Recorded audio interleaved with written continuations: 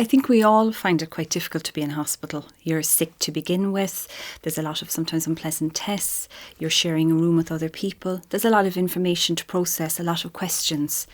Imagine how much more difficult that is for a person with dementia when they're not in their familiar environment. There aren't familiar people around them, and they're finding it much more difficult to process everything that's going on, and how much more anxious they might be in a hospital environment than someone who doesn't have dementia.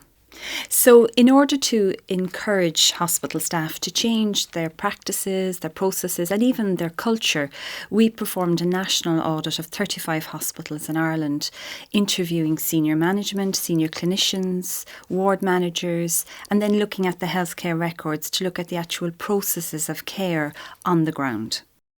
This was a partnership between UCC, TCD and the HSC, and it was funded by Atlantic Philanthropies and the Meath Foundation.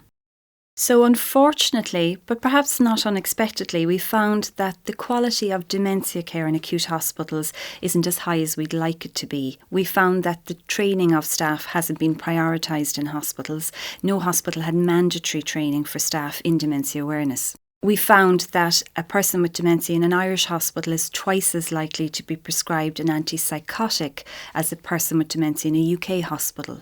An antipsychotic is a very powerful medication to calm abnormal thinking, but it shouldn't be used as a first line, it should be used as a last resort. And that indicates that perhaps the staff in Irish hospitals don't feel equipped to manage a person with dementia when they are feeling anxious or when they're wandering or pacing. They don't feel equipped to manage it in a different way apart from medication. One of the findings was that a person with dementia in hospital wasn't being particularly assessed for their dementia, checking what their memory was like at current times, how it had deteriorated, whether they were depressed, whether they were anxious. And one of the most concerning features was that delirium wasn't being screened for. Delirium is an acute confusion that happens when you're sick in hospital, and it has very important consequences for a person. So in total we have 45 recommendations within the audit for how hospitals will improve their practice. But I suppose to highlight some of the key ones, we're recommending that all staff in hospitals have basic level training so that they are aware of dementia. They recognise when they're dealing with someone with dementia so that they can change their approach. And certain staff would have a more enhanced level of training so that they can become what we call a dementia champion and support other staff. We're also recommending that hospitals change their environments in sometimes quite cost-effective ways to help a person with dementia to maintain their independence in hospital, using colour coding and easy-to-read signs. We're also strongly recommending that hospitals will introduce policies for delirium screening.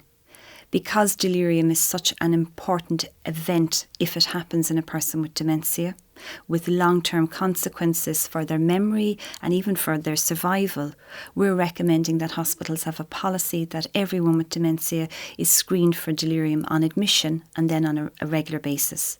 And this would be in keeping with international standards in this area. We also would recommend, based on the findings that there were such inequalities in the services available in hospitals, that all hospitals would have access to key services that are vital for the assessment and the management of a person with dementia.